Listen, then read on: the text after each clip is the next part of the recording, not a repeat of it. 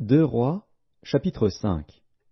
Naaman, chef de l'armée du roi de Syrie, jouissait de la faveur de son maître et d'une grande considération, car c'était par lui que l'Éternel avait délivré les Syriens. Mais cet homme fort et vaillant était lépreux. Or les Syriens étaient sortis par troupes, et ils avaient emmené captive une petite fille du pays d'Israël, qui était au service de la femme de Naaman. Et elle dit à sa maîtresse, « Oh, si mon Seigneur était auprès du prophète qui est à Samarie, le prophète le guérirait de sa lèpre. » Naaman alla dire à son maître, « La jeune fille du pays d'Israël a parlé de telle et telle manière. » Et le roi de Syrie dit, « Va, rends-toi à Samarie, et j'enverrai une lettre au roi d'Israël. » Il partit, prenant avec lui 10 talents d'argent, 6 000 sicles d'or et 10 vêtements de rechange.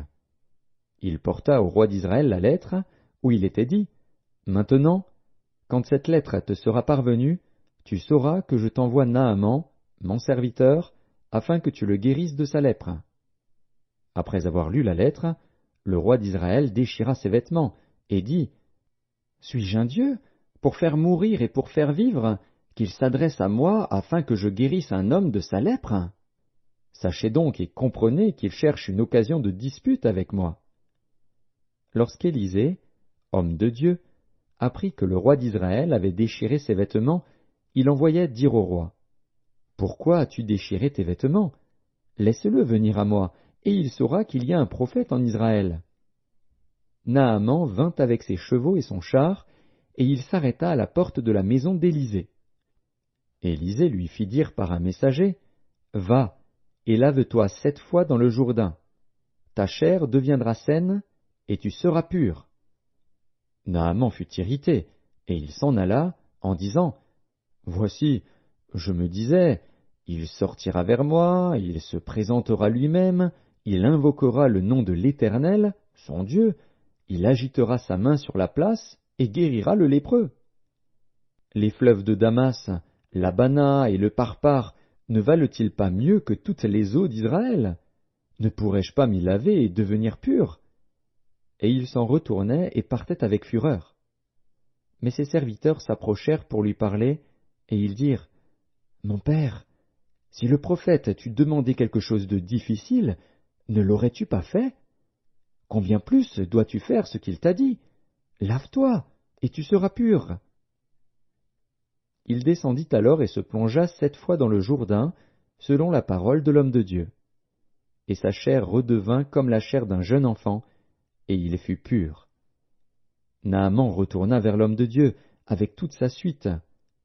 Lorsqu'il fut arrivé, il se présenta devant lui, et dit, « Voici, je reconnais qu'il n'y a point de Dieu sur toute la terre, si ce n'est en Israël.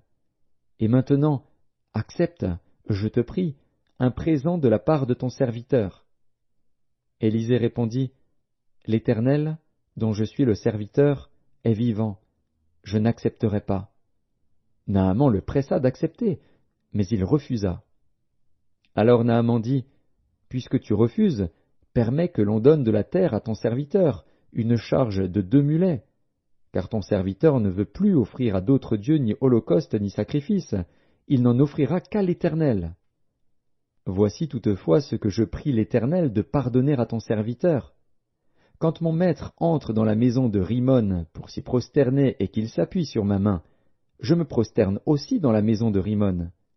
Veuille l'Éternel pardonner à ton serviteur lorsque je me prosternerai dans la maison de Rimon. » Élisée lui dit, « Va en paix. » Lorsque Naaman eut quitté Élisée et qu'il fut à une certaine distance, Géasi, serviteur d'Élisée, homme de Dieu, se dit en lui-même, « Voici, mon maître a ménagé Naaman, ce Syrien, en n'acceptant pas de sa main ce qu'il avait apporté. L'Éternel est vivant, je vais courir après lui, et j'en obtiendrai quelque chose. » Et Géasi courut après Naaman. Naaman, le voyant courir après lui, descendit de son char pour aller à sa rencontre, et dit, « Tout va-t-il bien? » Il répondit, « Tout va bien. Mon maître m'envoie te dire, voici, il vient d'arriver chez moi 2 jeunes gens de la montagne d'Éphraïm, d'entre les fils des prophètes. Donne pour eux, je te prie, 1 talent d'argent et 2 vêtements de rechange. Naaman dit, consent à prendre 2 talents. Il le pressa, et il serra 2 talents d'argent dans 2 sacs, donna 2 habits de rechange, et les fit porter devant Géasi par 2 de ses serviteurs. Arrivé à la colline, Géasi les prit de leurs mains et les déposa dans la maison, et il renvoya ces gens qui partirent. Puis il alla se présenter à son maître. Élisée lui dit, « D'où viens-tu, Géasi ?» Il répondit, « Ton serviteur n'est allé ni d'un côté ni d'un autre. » Mais Élisée lui dit, « Mon esprit n'était pas absent lorsque cet homme a quitté son char pour venir à ta rencontre. Est-ce le temps de prendre de l'argent et de prendre des vêtements, puis des oliviers, des vignes, des brebis, des bœufs, des serviteurs et des servantes? La lèpre de Naaman s'attachera à toi et à ta postérité pour toujours. » Et Géasi sortit de la présence d'Élisée avec une lèpre comme la neige.